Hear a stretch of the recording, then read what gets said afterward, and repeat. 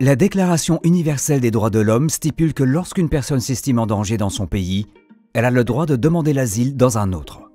Pour demander l'asile en Belgique, il faut se rendre à l'Office des étrangers, répondre à un questionnaire et faire relever ses empreintes digitales qui seront enregistrées dans une base de données européenne, Eurodac.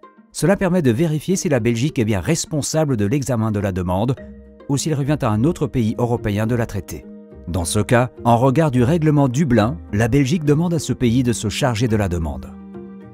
Une fois enregistré, le demandeur d'asile est autorisé à rester légalement en Belgique le temps de la procédure.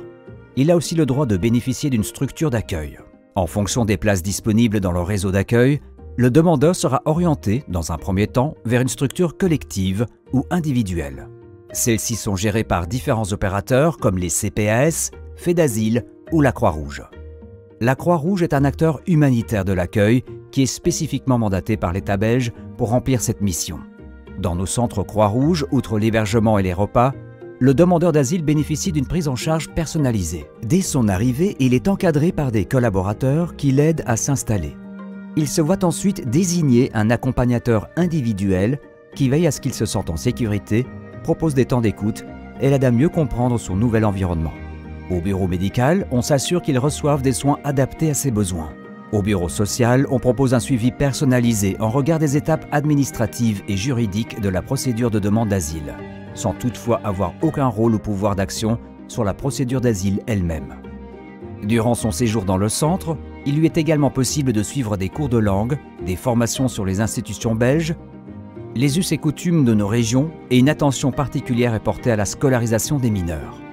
Des activités de loisirs, des visites culturelles et des événements conviviaux permettant de faire des rencontres avec la population locale sont régulièrement organisés. Tous ces éléments permettent de se stabiliser et d'envisager l'avenir le plus sereinement possible. Afin de préparer au mieux la suite de ces démarches, le demandeur est mis en relation avec un avocat qui peut l'aider à alimenter son dossier en mettant par écrit son récit de vie et en rassemblant un maximum d'éléments prouvant qu'il a des raisons de fuir son pays. Quelque temps plus tard, le demandeur d'asile est convoqué pour une audition au Commissariat général aux réfugiés et aux apatrides. Il devra expliquer les raisons pour lesquelles il a fui son pays et souhaite demander l'asile. Son récit est analysé en regard de la Convention de Genève de 1951 qui définit le statut de réfugié ou, dans certains cas, selon les critères permettant d'obtenir une protection subsidiaire. À tout moment, le demandeur d'asile peut choisir d'interrompre sa procédure et de bénéficier d'une aide au retour vers son pays.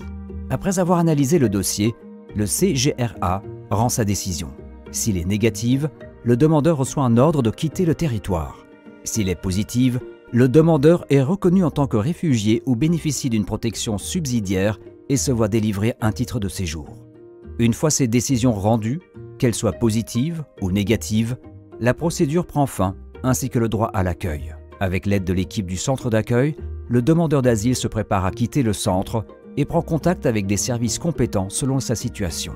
Si la demande est refusée, il peut décider d'entamer une nouvelle procédure d'autorisation de séjour, de retourner volontairement dans son pays.